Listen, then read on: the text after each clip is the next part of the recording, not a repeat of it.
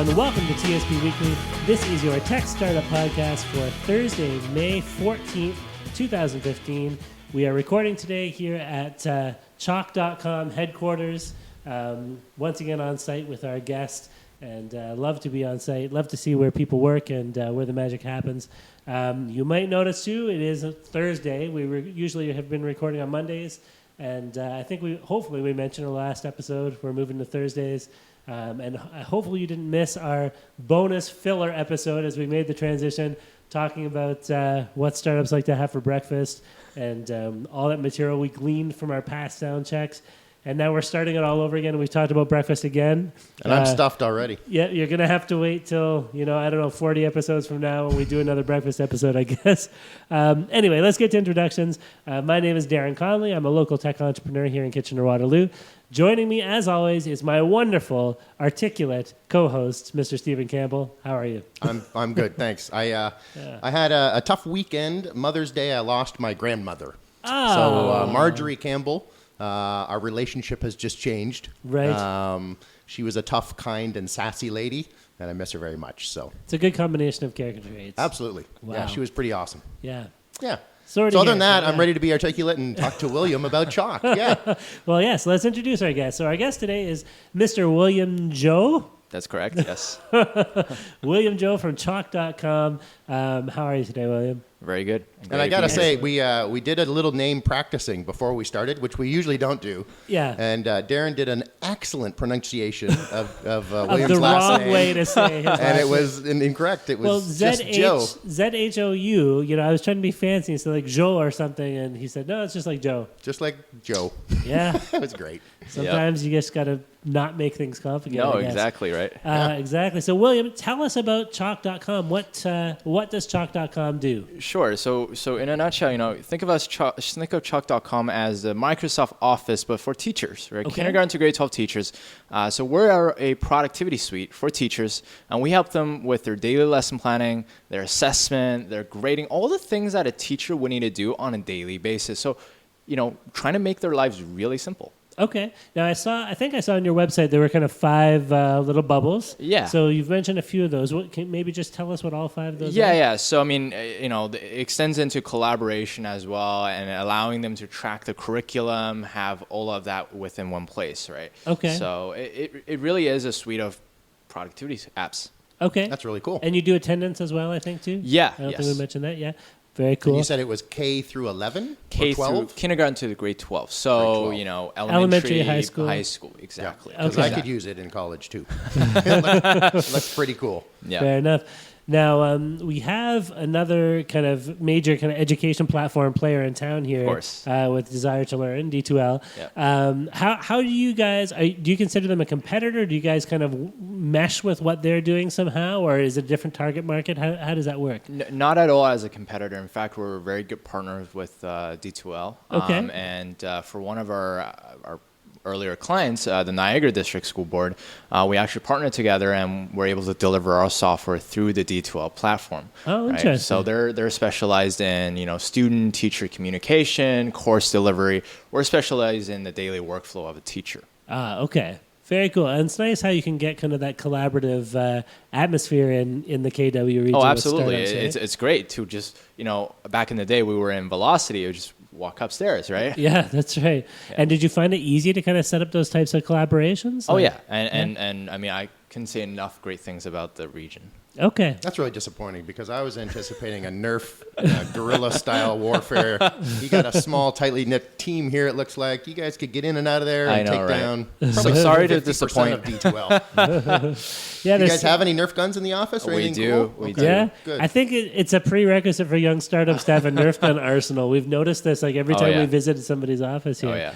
Yeah. We should buy a Interesting. Nerf gun, Darren. Yeah, do you think so? We need to. I think step 1 is get offices. Yeah. Or maybe we should just get a crossbow or something. Yeah, sure. And you guys are just going to shoot at each other? Is that the... Well, come on. Let's not talk about details. Let's just get a Nerf gun first, and then we'll figure it Steven out. just wants to shoot some Nerf guns. I just want to That's buy, what go it Nerf comes gun to. shopping, yeah. There you go. Yeah, my son got a $100 Nerf gun for Christmas, and it can shoot Wow. like from here to Communitech. Okay. So we might be able to hit Desire to Learn. All right. Yeah, we're high enough. We're on the 6th floor, right? Yeah. You never know. That's true. So can you explain, William, getting back to Chalk.com and the platform, a little bit about how it works? Maybe just kind of walk us through. I guess we can how start. A teacher uses it. Well, right? yeah, and even from the very start of the process. So I'm a teacher. Say I teach like grade 6, and I come across your website, and I'm like, I'd like to use this thing.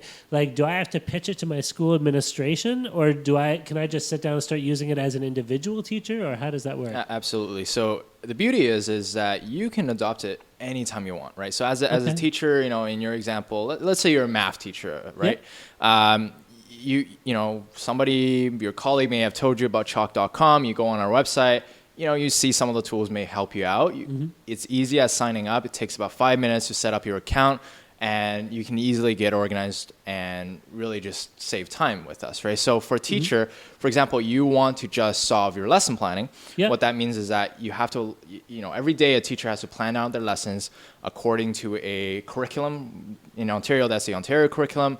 You have to plan the learning outcomes. You have to plan the activities, the worksheets, and whatnot. We allow you to do all of that on our platform, and it aligns with your school's schedule, right? So you're able to do that all by yourselves absolutely for free. And I'm guessing that I have to go in and set up my school schedule? Correct. On the platform? And we make that process incredibly easy. Okay. Yeah. Now, if I want to use it for collaboration, I guess I have to get some of my colleagues on the platform as well, right? Yes. So, I mean, there's an aspect of sharing the tool and whatnot.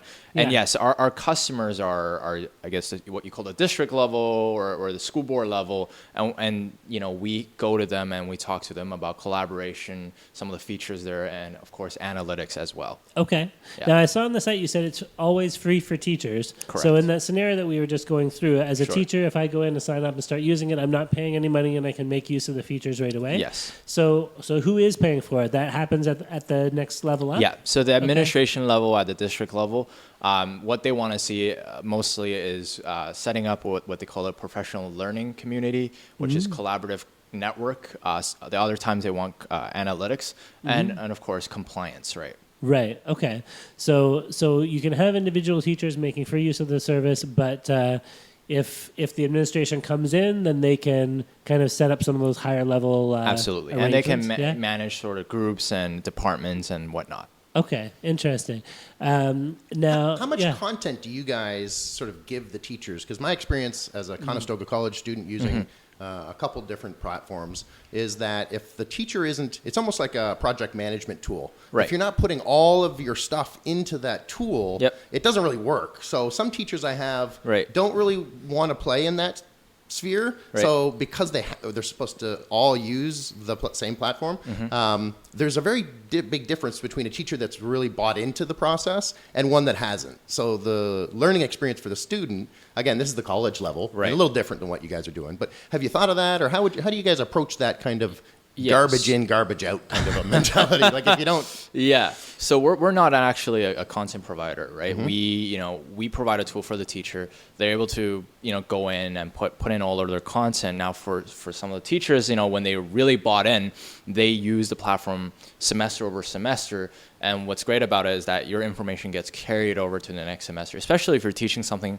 similar, right? And that allows you to build upon what you have. Right. So you put all your lesson plan in, and then you don't have to do it again. You just tweak it as you go forward. Exactly. And on the other side, I say we're not a content provider, but we've started to realize, okay, sometimes it's also great to give, good pieces of pre-made lesson plans, so to speak, to teachers, right? So about a year and a half ago, we partnered with the Ontario Teachers Federation, right? And what they've done is actually put up great content for teachers free in Ontario.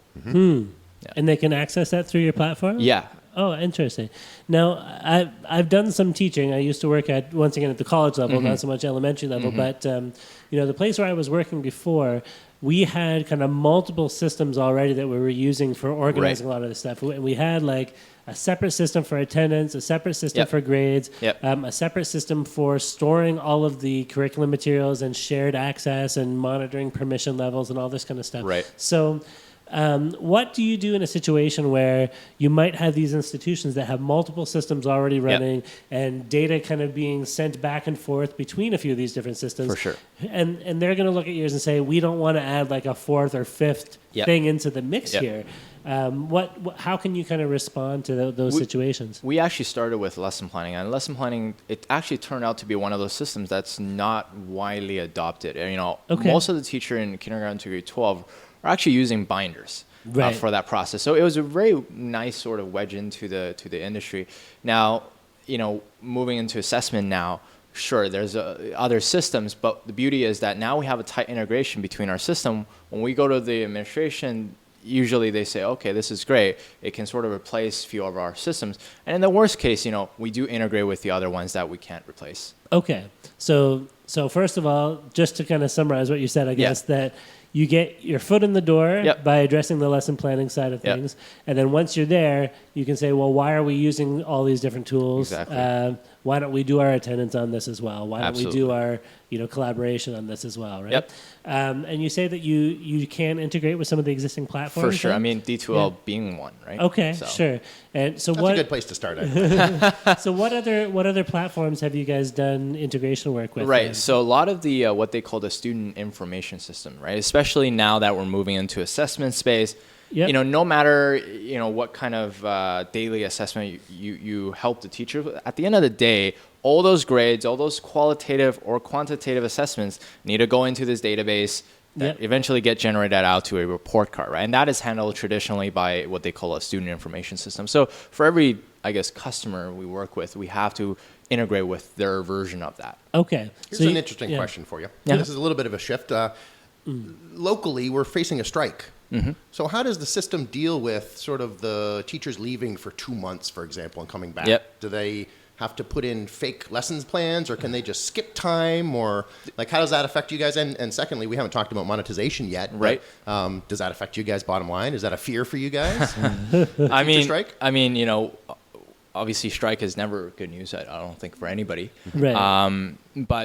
So first of all, teachers are able to skip ahead to the current day. They don't have to go back, and it's not like we force you. You had to put in a lesson in this particular day, right? Missed Wednesday. Exactly. So the system is flexible in that regard. Cool. In terms of strikes and whatnot,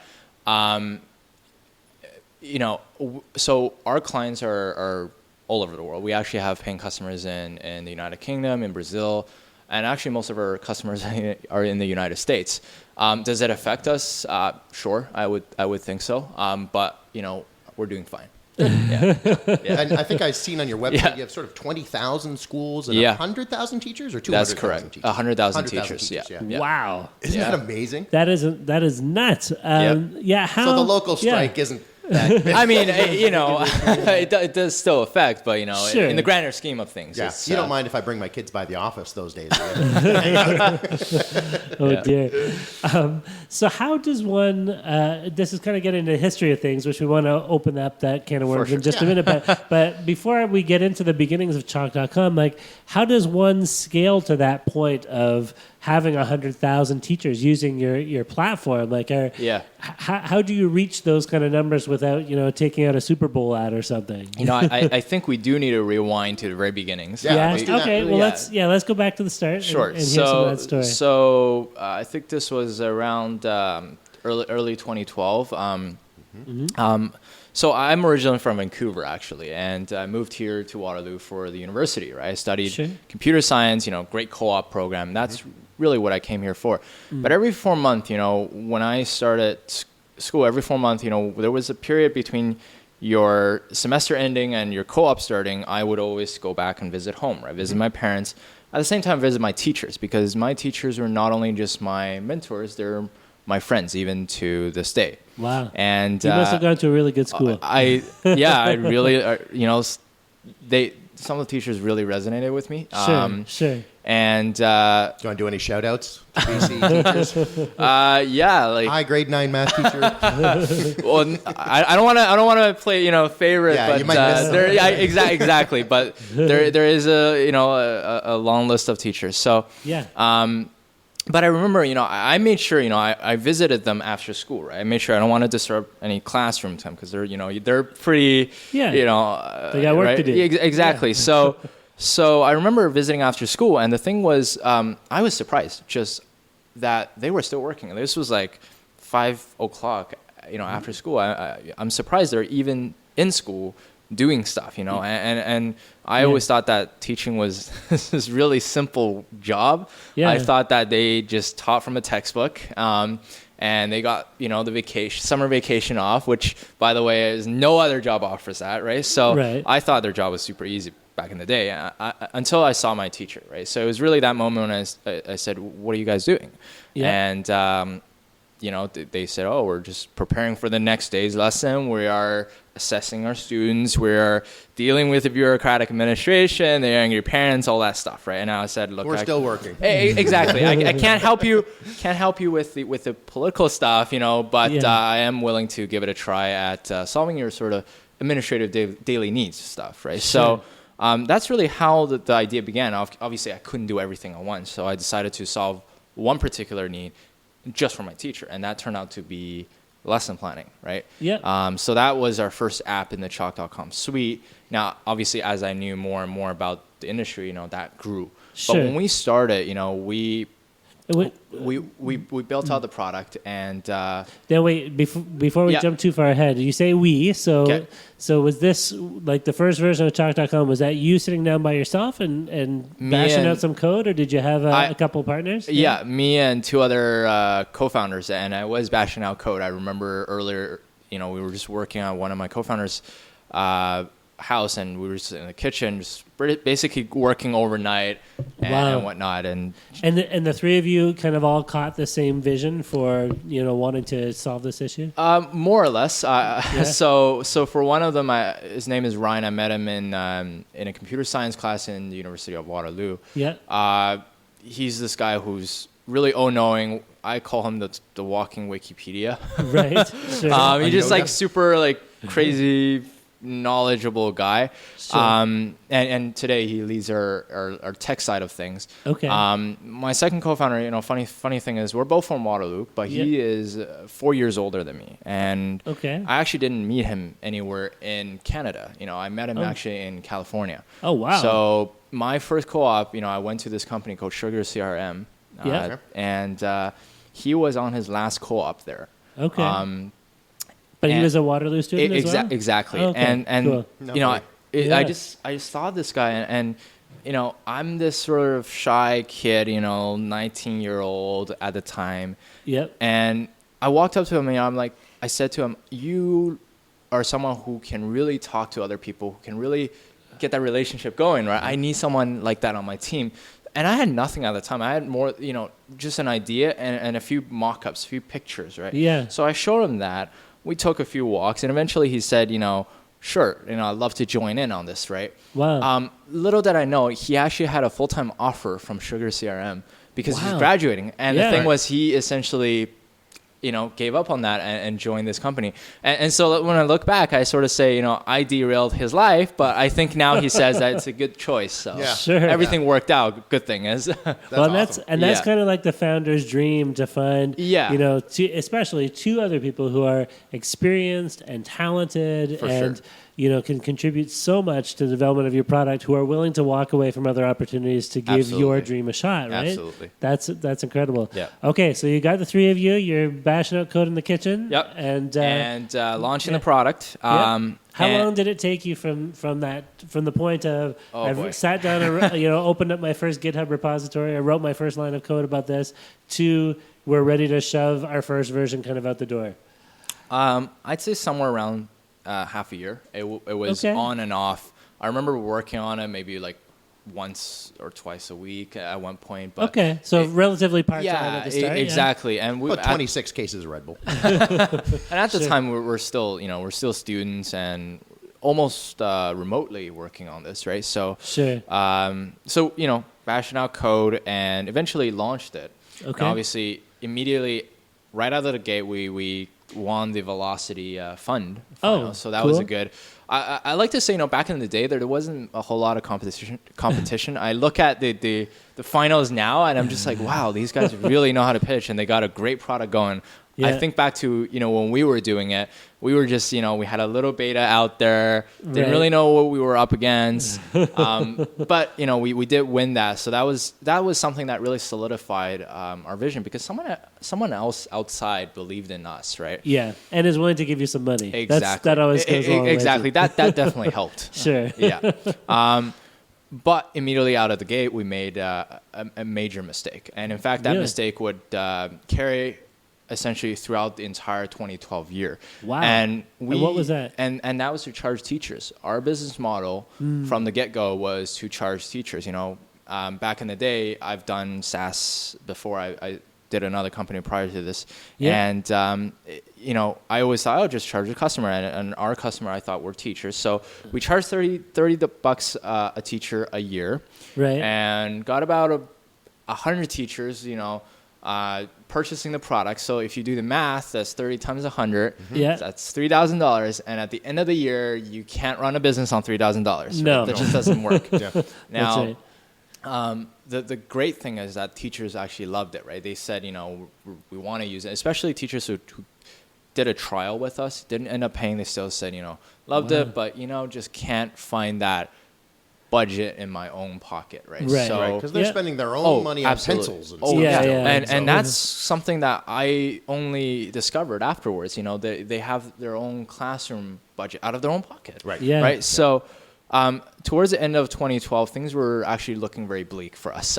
We didn't know how to, make money, so to speak. I mean, running a business, it's great that you have people loving your product, but at the end of the day, you have to be somewhat profitable, right? So. Yep. For us, that break came sort of a stroke of, I guess, luck. Yeah. It didn't come from Waterloo, didn't come from Canada, came all the way from Texas. Interesting. Yeah, we got a call towards the end of 2012, and the call came from Texas. It was And you answered it? Yeah, and my first question, so they're like, oh, blah, blah, blah, hey, Chalk.com, we want to purchase 70 licenses today, right?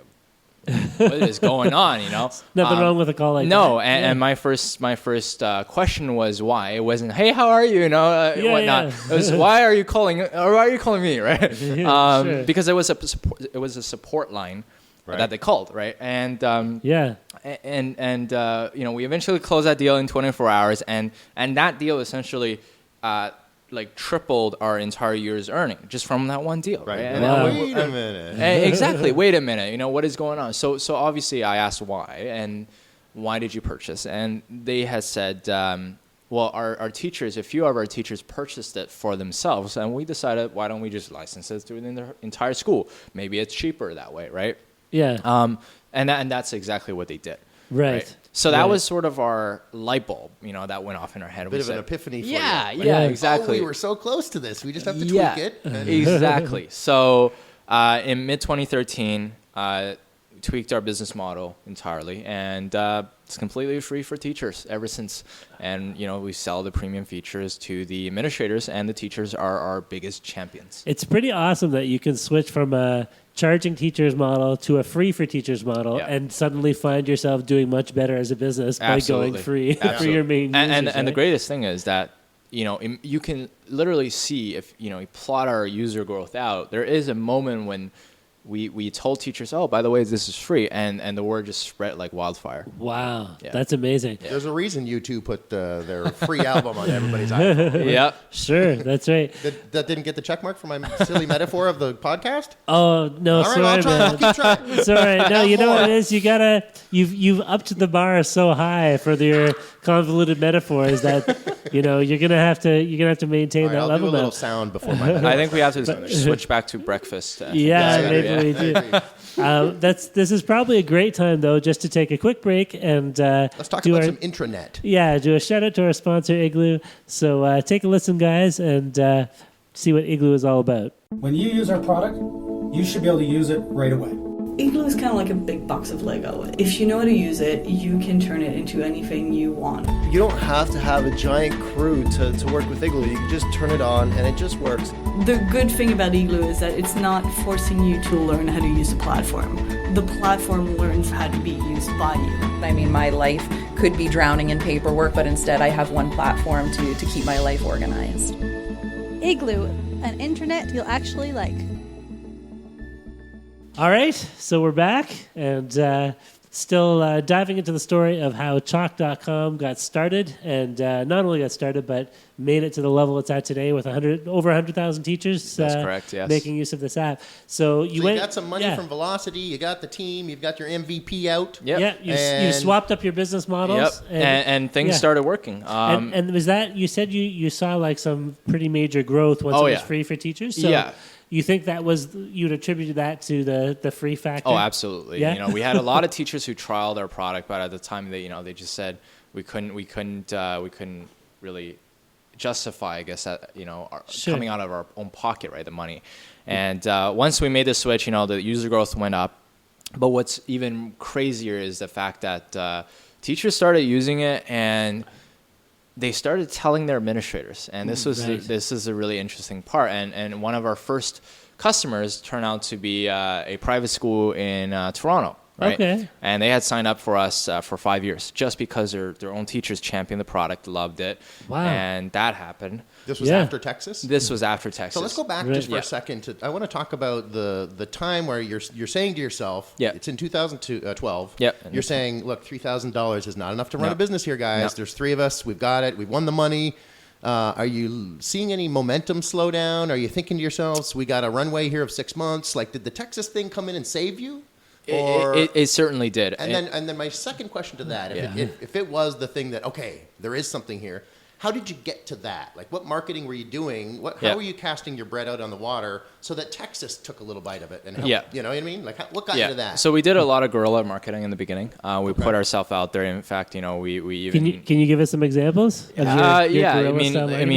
streaking through downtown Kitchener with a not that extreme, not that extreme. But what we did in the beginning, we even went on teacher forums, talked about the product, asked for some love and whatnot, and people took up upon it and really checked it out, right? So is that social media working? Yeah, but even like the old school, very like old school, like those BBS forums and whatnot. Teachers, there are a lot of those, and we went on and we just said, hey, we may have phrased it in a way that said, hey, by the way, here's a new tool. I found it cool. You guys check it out too, Sure. Right? So we did a lot of that and definitely got a lot of teachers checking it out, and I think that's what prompted Texas to really look at it. Sure. Yeah. Do you find that's how should I say this? Like, if I'm running a business and I'm spending my days hanging out in teacher forums, posting messages, like, part of me would think, is this really like what I'm supposed to be doing with my time right now? Like, is this what running a business is all about? Like, how much of your time did you find you had to dedicate to just kind of doing that grinding of a lot? Yeah. I mean, it is, running a startup is hard work, and I like to think of it as you're doing all the hard work to put yourself in a position when luck comes, you can grab it. Sure. The reason I bring that up is because I think that's a really great lesson for other people who might be listening and involved in the startup world. Absolutely. We have these ideas of the glamorous life of running a startup, but it might just be like posting a whole lot of conversations on message boards, for hours a day, right? Or just making, cold calling people or whatever the case might be. And that happened too, by the way. It's funny. Before our business model switch, I actually cold call people, and I remember the first call that I ever made. I picked up the phone, dialed the number, called them, and I had a little script. So I read the script. It was about 3 sentences long. After the first sentence, they hung up on me. So I knew that didn't work out quite well. Yeah. So sure. But I'm glad our current model works. Sure. Hello, my name is. William is calling. I've done a little bit of those scripted phone calls in the past, and it's brutal, man. Yeah, it is. Wow, crazy. Okay, cool. So in the story now, we've got to the point where you've got some kind of viral growth. Yeah. And Found your groove. And at what point did your team go from the three of you guys to we're going to need to get some more people? Because we saw a lot more than three outside the door. Yeah, I absolutely. think you guys are at 12 and 3 advisors. Is that right? Or 3 mentors? Yeah, so we have right now actually 10 full-time right now. And quite a few advisors. Sure. It's crazy. About a year and a bit ago, we were just 3 people. And the last 15 months, we've really grown at a very fast pace. Sure. How does this line up with the change in business model? Quite a bit. So in the first year, after mid 2013, we switched the business model, and mid 2013 to mid 2014, we really wanted to check. Okay, is this really happening? Are people, are schools coming to us and giving us money and wanting our service, right? And as we sign on more and more, including Niagara District and all these other districts, it really became clear that, okay, we can really start scaling this. And that's when we began hiring people, right? Yeah. So 2014, early 2014 is when we started hiring. Okay. And today we're at 10 full-time. Wow. That's awesome. And how do those positions line up? Are they like majority developers, or you got some marketing, you got some sales? Like how does it work? Half and half, Okay. I'd say. Yeah, half are product-based focus, Yeah. and then the other half is implementation as well as sales. Okay, very customer cool. service, So how does that must have been a really neat ride, because you're sort of 3 of you, you're coding at one point. Then all of a sudden you're doing cold calls. Now all of a sudden you're in a hiring flurry where you're interviewing and reference checking and managing making teams. ads and articulating your needs. And Sometimes it's all different, isn't it? It is. It is. Sometimes I look back and even I'm sitting I'm working on my desk. I turn around and there's just people around me, and sometimes I'm like, whoa, what happened? What are you guys all doing? Here. Here's an interesting question for me, at least. Does it feel weird to kind of hand your code over, like when you've just hired a few new developers, Right. and this has been like your baby, or the three of Right. you have been like intimately, immersed in this code Right. base for every for a year and a semicolon. half, and now you're saying to other people, go and make changes and improve it. Is that a hard kind of handoff to make, or what do you think? I think my co-founder Ryan made that very easy, because he just said, I'm going to kick you off of this. You have better things to do. And I was banned from coding. So Oh, okay. Cool. yeah, so that process happened, I think, somewhere in 2014. Okay. Just because, he was right. I do have other things to do. And one of that included fundraising, right? And, Sure. And of course, earlier this year, we announced our round. So, Yeah. Yeah. Awesome. And as somebody who was doing computer science and all these co-op placements doing computer science and graduated with a degree in computer science, what does it feel like to now be doing fundraising and managing a team rather than, spending time in the code? Well, first of all, didn't graduate. You're still... Yeah, no. okay, fair enough. Still perpetual student Sorry status. for embellishing your story. Can we do a fist bump there from the perpetual? There we go. Okay. So, all right, but you did have that background, right? Absolutely, So yes. this is a whole other different skill set now you need to employ for some of these other roles. I think, running a company, one of the most interesting things is that it teaches you more about yourself than anything. You're learning all these skills, but it shows you your own character, and you get to know more of how you work. Okay. And for me, I have to learn a lot of these different skills, whether it's legal, accounting, fundraising, dealing with customers, Teaching. Teach, yes, Maybe, of course. Sure. Sure. But I think I've gotten to know more of how I work and who I am as a person in the past few years. And what have you learned about yourself then? Oh boy, I don't know if I'm ready to share this. We just changed to a job interview. I know. Nothing too intimate or whatever, but What are your 3 strengths and weaknesses? Oh, Let's do a SWOT. This suddenly turned into a job or maybe interview. just one thing that you discovered about yourself that you didn't know before. I'm sometimes I've come to terms with a little bit of that stubbornness that I have, and sometimes it's not a bad thing. Other time it could be. Just because sometimes I think you need to have that drive Yes. To really achieve what you want to achieve, and sometimes that is perceived as stubbornness. Yeah. But other times, you know, confidence, yeah. people are just like, oh man, I can't, you know, okay, you insist on this, okay, we'll go with it. Sure, sure. It's funny how there's a lot of traits that can kind of be like labeled. Yeah. It could be the exact same trait, but depending on how it's being perceived from the outside. So like you could say that person's really egotistical or that person's really confident, right? Yeah. Right. And sometimes it's the exact same quality, but depending on whether you want to see it as a positive or negative. So stubbornness, I think, is one of those things too. Yeah. Might be good at work, but not maybe with your partner at home. Yeah, no. Like there are times when you compromise is absolutely, always, you absolutely have to stick to your Absolutely. guns sometimes, and other times you got to be flexible. Right? Absolutely. So, yeah. And you got to know when to hold them and know when to fold them. That's exactly right. Thank you, Kenny Rogers. You're welcome. Love the commentary there. Yeah, absolutely. We have poker coming up on Friday night. So Yes, trying to so we get play- ready for Nadia. Big Bucks Nadia's coming. Yes. From, For those who don't Magnus know, Mode. for those who don't remember, yes, Nadia from Magnus Mode is a lot of fun at poker. I can't say she won one of the tournaments. We so- weren't there, so it doesn't count. Yeah, fair enough. Fair enough. Anyway, are you a poker player, William? No, I'm not. No, You should come That's then. too bad. Well, I actually just came back from Vegas and I lost $40 in blackjack. So I did think you? I'm done. This is only 20. Yeah. And Yeah. blackjack is a lot more luck based. Yeah, it This is. this is all strategy. Yeah. Fair enough. Cool. So you've been ramping up since 2014. You've got some office space now, and I realize this is a fairly recent move. You're in the Yes. Velocity Garage until January this past Until year. end of January, correct? Okay.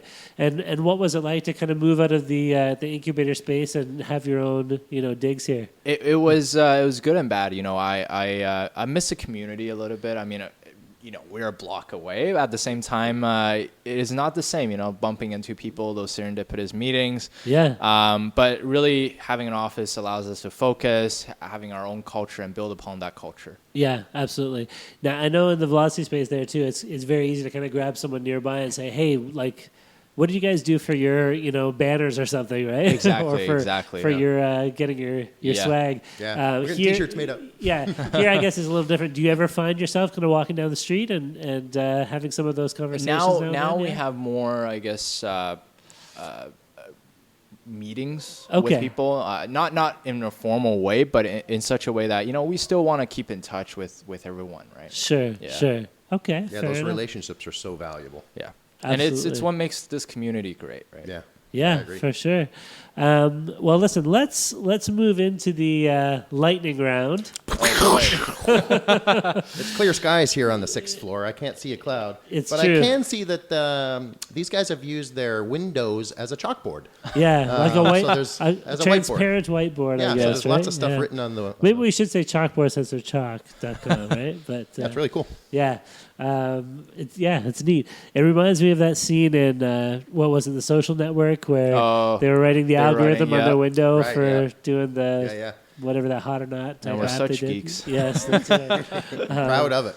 Yeah, so don't put too much of your IP on the windows. Yeah. You never know who's going to be looking. Yeah, the guy down there with the magnifying glass. Yeah. Binoculars. Or binoculars, yeah. So the lightning round, I think we're going to get some real sound effects for the lightning round at some point. We keep promising that, but We do, but we just gotta put a microphone out during a storm or something. if it I would guess. just storm around here sometime. Yeah. Fair enough. So let's do it half and half like usual, eh? Sure. Do you think that's been working well? All right, Steven. Do I get to start? Yeah, throw What's it your out, favorite man. color? This is just a warm-up I one. gotta say blue. I mean, our company colors. So then let me ask you, how did you guys develop Mr. Chalk and your marketing and sort of your theming? And do you have somebody on staff that's done that for you? Or where did Mr. Chalk come from? We actually never had a mascot until one day we were just joking around and we're like, oh, Chalky, Planny, and Grady, and then we were like, oh man, we could create a cartoon, and that eventually became we didn't have the resource to create an actual cartoon, so that resulted in just one character, and his name is Mr. Chalk. Now, normally, you guys actually would see this huge cardboard cutout of him, but yesterday his arm broke off, so he's So he's in the hospital. He's in the hospital right now. Chalk does have a tendency to break Yeah. when you use it too much, right? But Yeah. fair enough. Yes. And just to follow up on Steven's thing, why blue? Is there some psychological kind of No, connection with no, the blue? it was matches just your it was eyes. yeah. Seemed to work. It's a nice blue. Yeah. That's great. Yeah, I like it too. Cool. All right. I'm going to ask you, how many hours do you work per day, typically? Oh, depending on what kind of day it is, but typically I'd say maybe 9 hours, I want to say. Okay. Yeah. That's a good work day. Yeah. Yeah, and is that mostly kind of meetings and management stuff? or- Now it's a lot of meetings. Yeah. I tend to do the bulk of the work actually. Funny thing is sort of after work. Sure. Daytime, sure. just meeting people and whether it's customer partners or even this, right? So Yeah, sure. Absolutely. Fair enough. So, I William, assume- what do you consider as your unfair advantage? myself or the Sure, company. for either.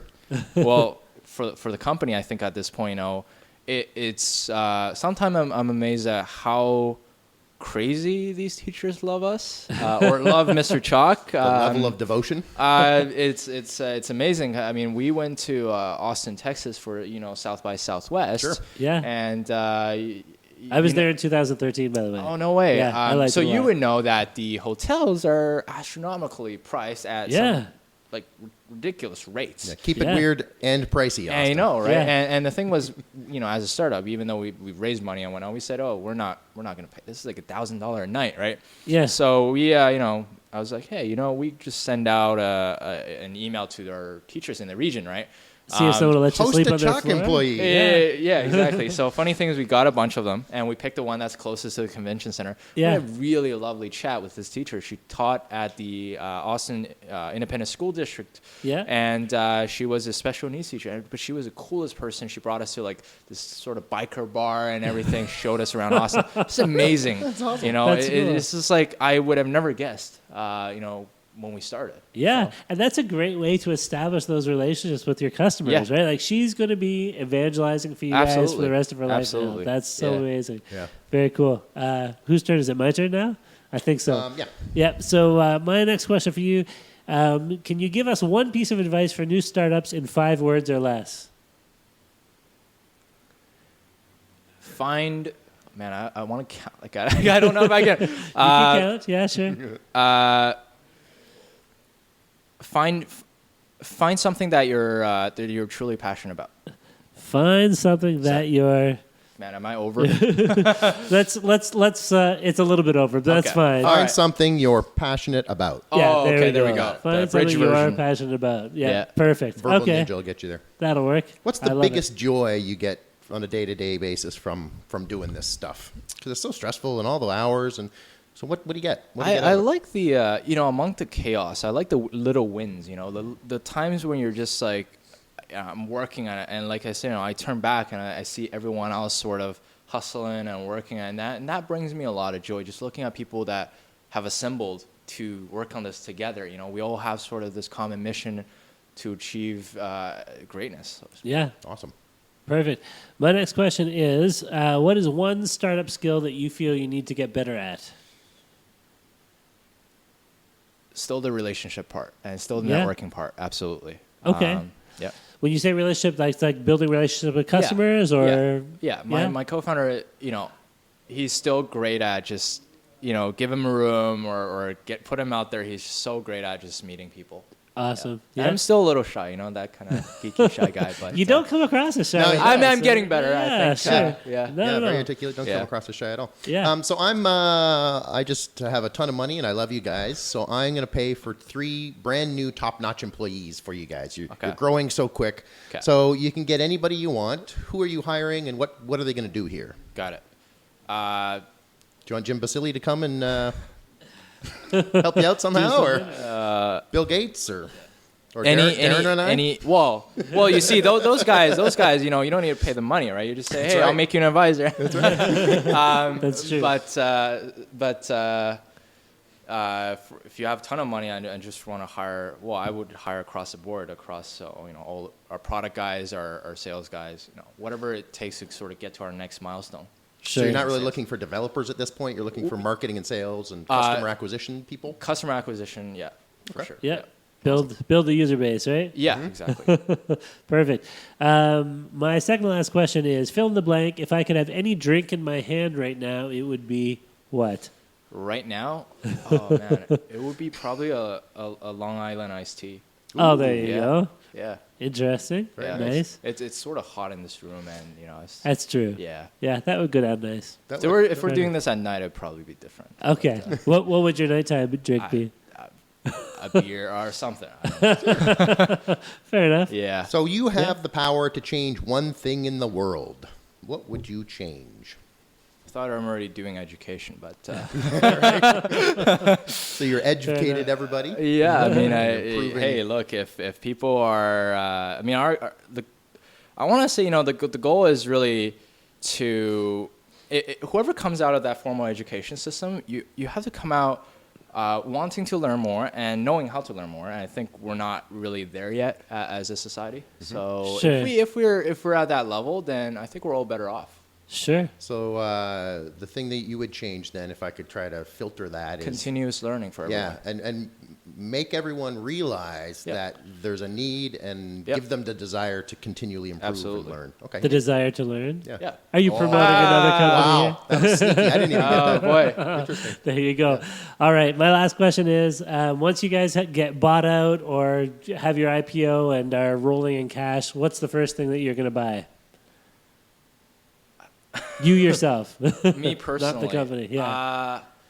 Yeah, I would imagine like most people would say that they need they want to buy a car or something, right? I don't know. Yeah. But, Would you buy a car? And, you know? well, if I do that, I have to learn how to drive first. Oh, fair enough. They make fun of me all the time, actually. Everybody in the company, but One yeah. of these days. You know what? I'm not really sure. Okay. There's You not. could buy a chauffeur.